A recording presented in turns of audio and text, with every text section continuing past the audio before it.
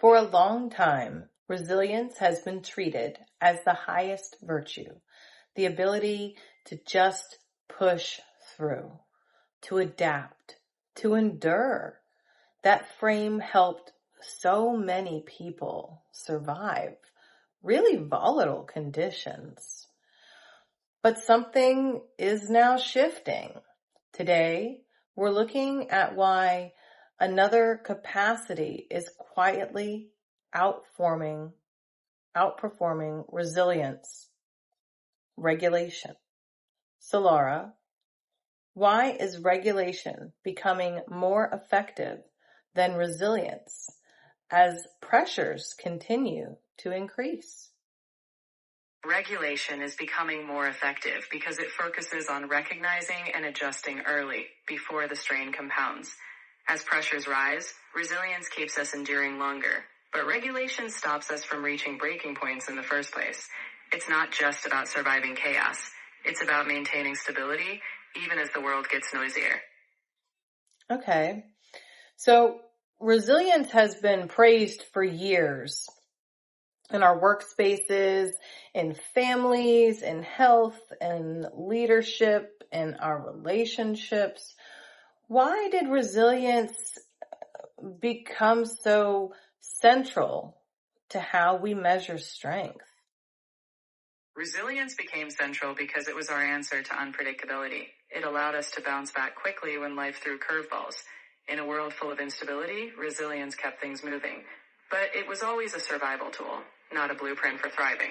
We leaned on it because it was the quickest bridge to get through chaos, but it was never meant to be the destination. I like that a lot. So resilience is usually framed as positive, but people are reporting that pushing through is starting to fail them. What is resilience quietly costing us over time? Resilience often demands we suppress what we're feeling. Fatigue limits emotional signals. That suppression keeps us functional, but it builds an internal debt. Over time, resilient systems become rigid. They hold until they break. What looks like strength on the outside often hides a growing fragility inside. It doesn't relieve strain. It postpones it. Wow. And, they say that the body keeps score, and it really does. All that push has to go somewhere. You're depleting something to take energy that you don't have. So, I'm really glad that we're figuring it out now. So if resilience isn't enough anymore to push us through, what is regulation actually offering instead? Regulation offers us the ability to notice our limits sooner and adjust before we break. Instead of suppressing signals, regulated systems make small, continuous adjustments. They reduce input earlier and shift output gradually. In short, regulation prevents collapse rather than recovering from it, making stability something we maintain, not something we lose and chase.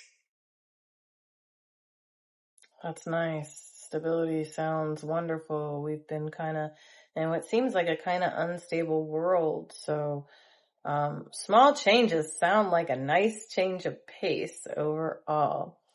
So, a lot of resilient systems rely on people stepping up and absorbing the excess load. Why are those heroic models starting to break down?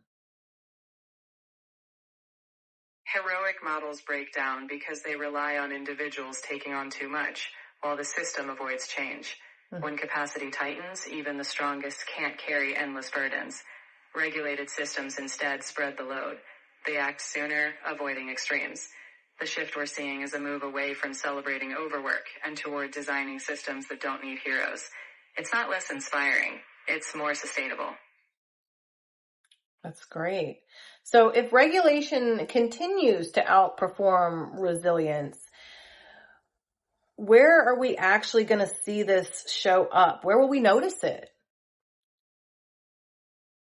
We'll likely see it in quieter, steadier leadership. Systems with breathing room, not just efficiency. We'll notice earlier intervention, fewer crises, and less reliance on last-minute heroics. It won't be dramatic, it'll be practical. Just a growing recognition that sustainable regulation quietly works better than dramatic recovery. And once we see it, it'll be hard to unsee. Ooh, I like that. I like that a lot. Once we see it, we can't unsee it. So, ooh, it's like what 2026 is all about. So, if resilience no longer needs to be the goal, what's the relief in knowing that? I mean, what good does that do us? The relief is that you no longer have to be strong all the time. You don't have to push until you break. Listening sooner, adjusting earlier, that's not weakness, it's accuracy. Regulation doesn't mean resilience disappears. It means you won't need it as often. The relief is in knowing you can create steadiness, not just survive the storm. That's wonderful, because then we can actually start to let our bodies heal if we're allowed to put energy inward. That's so beautiful. So we're going to go ahead and conclude the episode now. Please notice what resonates and just leave the rest. If this episode gave you language to something you've been experiencing, please like and subscribe. Leave us a comment and let us know how you're feeling. It does help others find us. And to all our wayfinders out there, we love you so much. We appreciate you. And we will see you next episode for episode 9 in the Where Are We Now series, titled What Slows Down and Why It's Not Failure. So Laura, would you like to sign out and tease episode 9? Thank you, Jess. In episode 9, we'll explore the wisdom in slowing down, how stepping back can actually move us forward. We'll show why slowing isn't failure, it's strategy. So if you're curious about the power in pause, I'll see you then.